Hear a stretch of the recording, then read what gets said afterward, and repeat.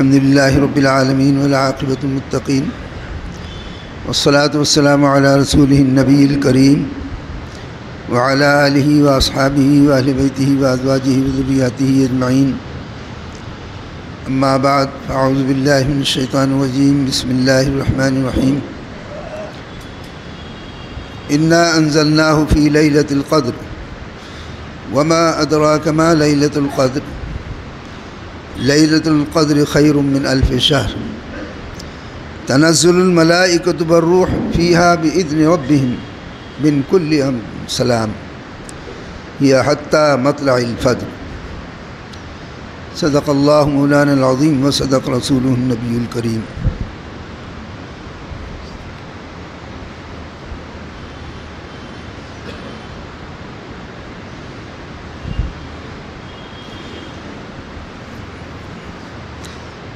بے شک ہم نے اس قرآن کریم کو نازل کیا ہے لیلۃ القدر میں، شب قدر میں ہم نے اس کو نازل کیا ہے. اور تمہیں کیا معلوم کہ لیلۃ القدر کیا ہے؟ لیلۃ القدر یعنی شب قدر خیر من الف شہر، 1000 مہینوں سے بہتر ہے. تنزل الملائکۃ والروح، اس میں رب تعالیٰ کے حکم سے سلامتی اور رحمتیں لے کر جبریل امین اور فرشتے نازل ہوتے ہیں اس رات میں. اور یہ سلامتی کی آواز اور سلامتی کی پکار صبح سحر کے وقت تک طلوع فجر تک قائم رہتی ہے. یعنی یہ آواز، یہ پکار سلامتی کی برابر دی جاتی ہے.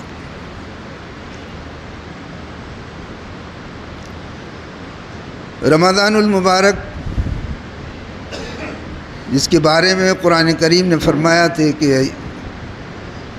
ایام معدودات، یہ چند دن ہیں. شروع مہینے میں محسوس ہوتا ہے کہ چند دن کیسے ہیں، پورا ایک مہینہ ہے.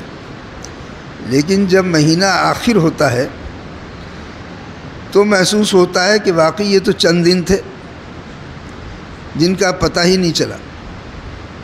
اور خداوند کریم کا یہ اس کا فضل اور احسان، روزے داروں کے ساتھ شفقت اور محبت اور اس کا کرم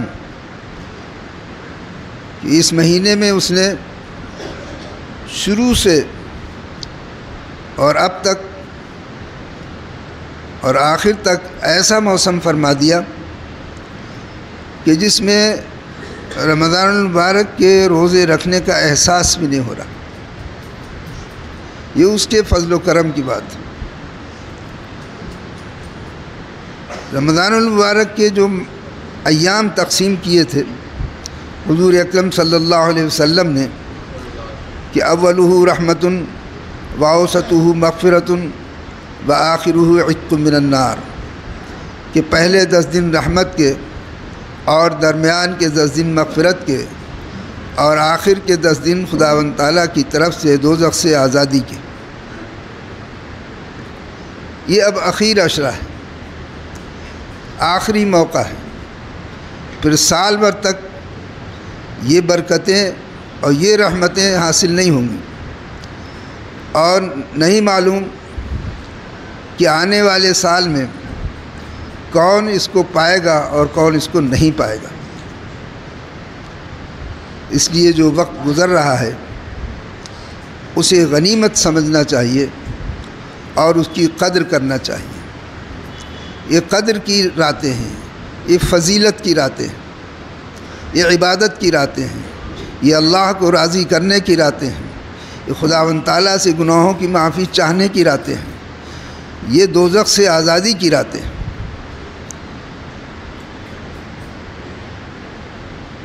حضور اکرم صلی اللہ علیہ وسلم نے ارشاد فرمایا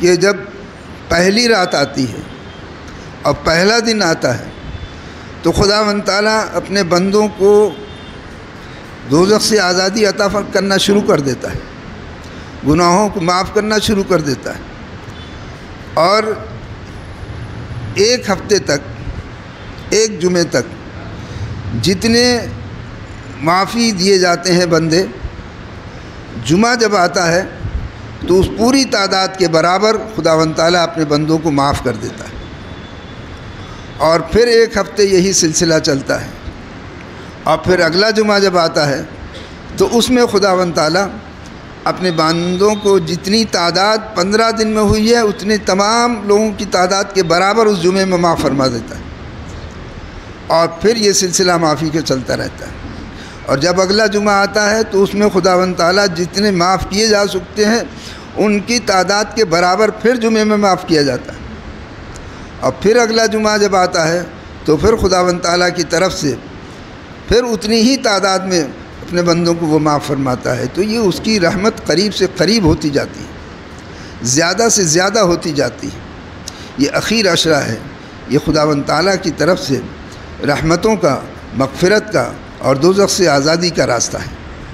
اسے ہمیں چاہیے کہ ہم اس کی قدر کریں، ان راتوں کو ضائع نہ کریں، ان دنوں کو ضائع نہ کریں، اور یہ 1000 مہینوں سے بہتر، اور اس میں جبریل علیہ السلام آتے ہیں۔ حدیث پاک میں آتا ہے کہ جبریل علیہ السلام رحمت کا اور سلامتی کا جھنڈا لے کر آتے ہیں، اور وہ خانہ کعبہ پر نصب فرماتے ہیں، اور وہاں سے جتنے بھی فرشتے ہیں ان کو حکم دیتے ہیں کہ تم پھیل جاؤ۔ ایک رات شب قدر جو ہوتی ہے، شب قدر کی 5 راتیں متعین ہیں، 21، 23، 25، 27، 29، لیکن ایک خاص رات ہوتی ہے جو شب قدر کہلاتی ہے۔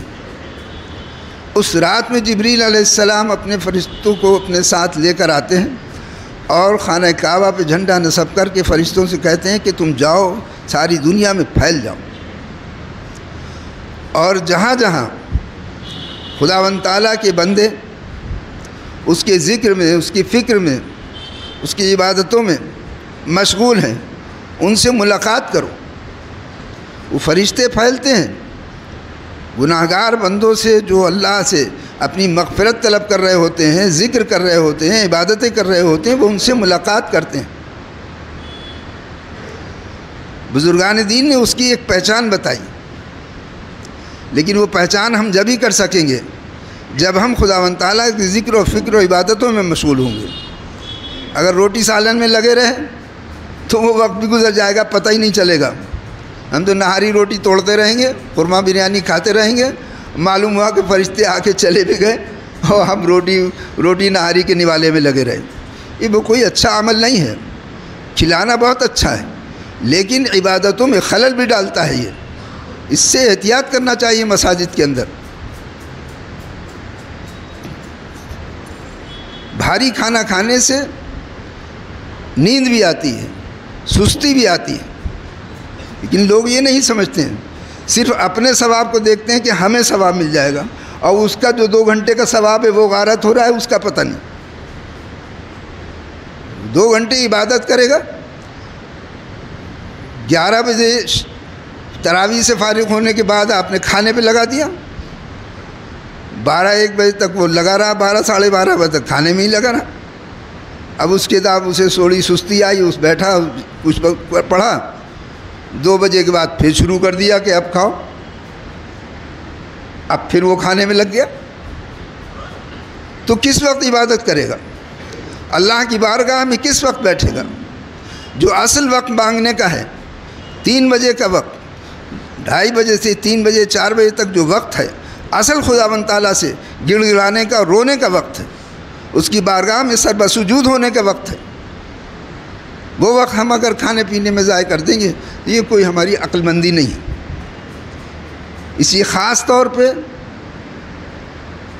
مساجد کے اندر ذکر کرنے والے اور خاص طور پر جو اعتکاف میں آنے والے ہیں، جو اپنی دنیا سے تمام تعلق ختم کر کے آئے ہیں، اپنے تمام علاقے توڑ کر آئے ہیں، اپنے ننھی اولاد کو چھوڑ کر آئے ہیں، اپنی چہیتی بیوی کو چھوڑ کر آئے ہیں، اپنے والدین کو چھوڑ کر آئے، صرف اور صرف اللہ کی رضا کے لیے، انہیں چاہیے کہ وہ اللہ ہی کو راضی کرنے کے لیے بیٹھے رہیں اور اپنا وقت اسی میں گزاریں۔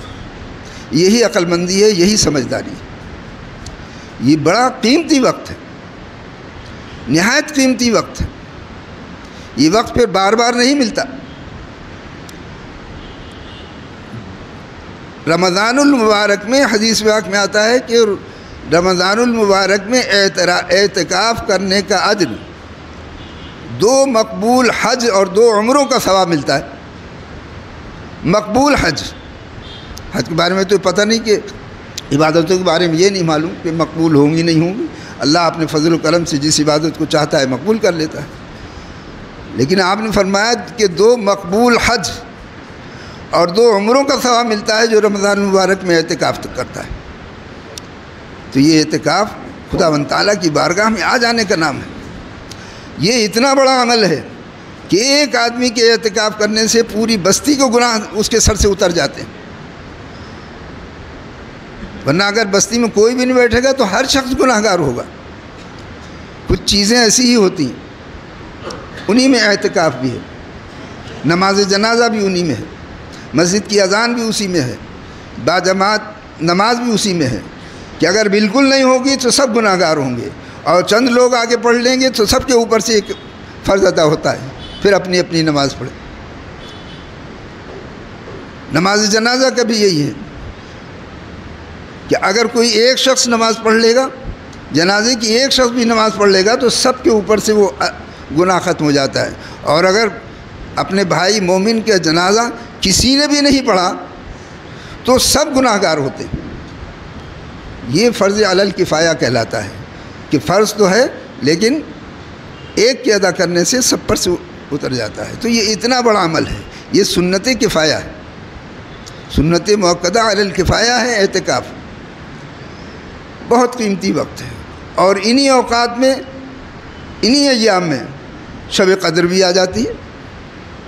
تو اعتکاف کرنے والے کی تو دوہرا اجر ہے اس کو۔ ہم تو غفلت میں ہو سکتے ہیں، اپنے گھر میں کبھی سو بھی جاتے ہیں، عبادت کرتے کرتے سو گئے، تو خداوند تعالیٰ کا فضل ہے، اس کا کرم ہوگا کہ اگر مومن سو رہا ہے، عبادت کرتے کرتے بھی سو رہا ہے تو بھی اس کو اجر ملے گا۔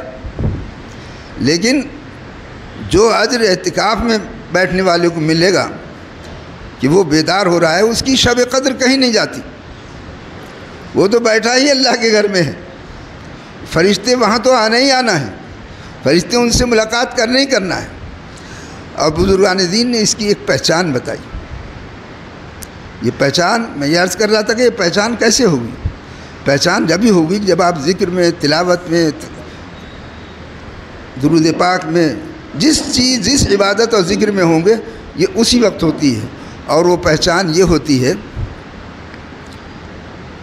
کہ جب فرشتے اس بندے کے قریب آتے ہیں، اور حدیث پاک میں آتا ہے کہ مصافحہ کرتے ہیں، یعنی ہاتھ سے ہاتھ مس کرتے ہیں، تو بزرگان دین نے اس کی پہچان یہ بتائی ہے کہ جس وقت یہ کیفیت ہوتی ہے کہ جو فرشتے اس بندے سے ملاقات کر رہے ہوتے ہیں اور اس کے بدن کو رحمتیں لٹا رہے ہوتے ہیں اس کے اوپر، اور اس سے مل رہے ہوتے ہیں، تو اس وقت اس کے بدن میں ایک ارتعاش پیدا ہو جاتا ہے، اس کے رونگٹے کھڑے ہو جاتے ہیں، اس کے دل و دماغ میں سناٹا آ جاتا ہے، وہ تھوڑی دیر کے لیے اپنے آپ کو غائب کر لیتا ہے، وہ محسوس ہی نہیں کرتا ہے کہ اپنا وجود بھی اس کا غائب ہو جاتا ہے۔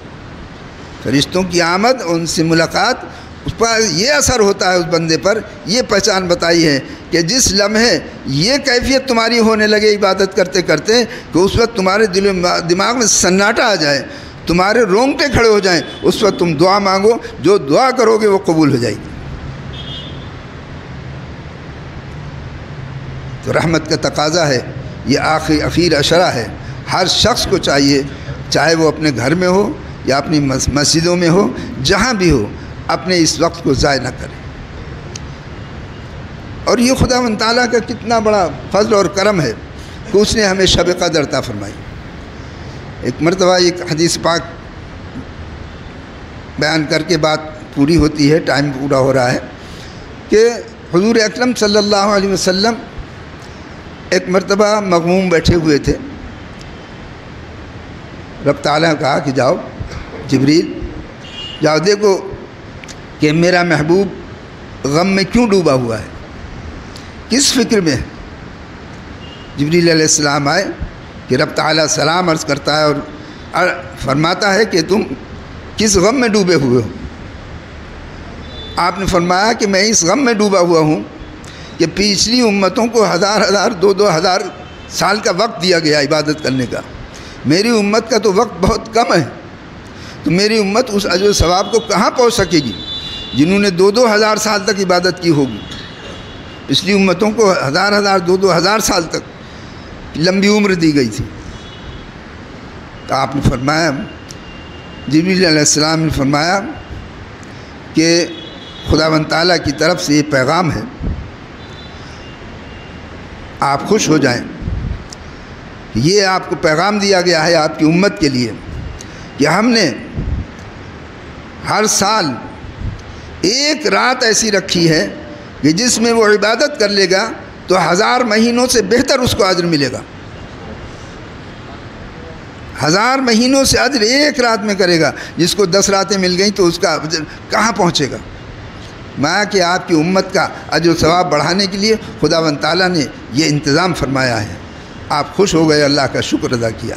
تو ہمیں اس کا خیال رکھنا چاہیے، چاہے ہم اپنے گھر میں ہوں، چاہے مساجد میں ہوں، جہاں بھی ہوں، اپنے دل اور دماغ کو اور اپنی زبان کو اللہ تعالیٰ کے ذکر سے تر رکھیں، اسی میں ہماری بھلائی ہے اور اسی سے دوزخ سے نجات حاصل ہونے والی ہے۔ یہ اخیر اشرا دوزخ سے نجات کا ہے، یہ نجات حاصل کر لیجئے۔ اصل چیز تو یہی ہے کہ ہمیں دوزخ سے آزادی مل جائے، اس سے بڑی ہماری کوئی بھی کامیابی نہیں ہے۔ خود خداوند کریم نے فرمایا کہ ذالک الفوز العظیم، یہ بہت بڑی کامیابی ہے۔ جو جنت میں داخل کر دیا گیا، فمن زحزح عن النار وادخل الجنۃ فقد فاز، جو دوزخ سے آزاد کر دیا گیا، چھڑا لیا گیا اور جنت میں داخل کر دیا گیا، یہ بہت بڑی اس کے لیے کامیابی ہے۔ خداوند کریم ہمیں عمل کرنے کی توفیق عطا فرمائے۔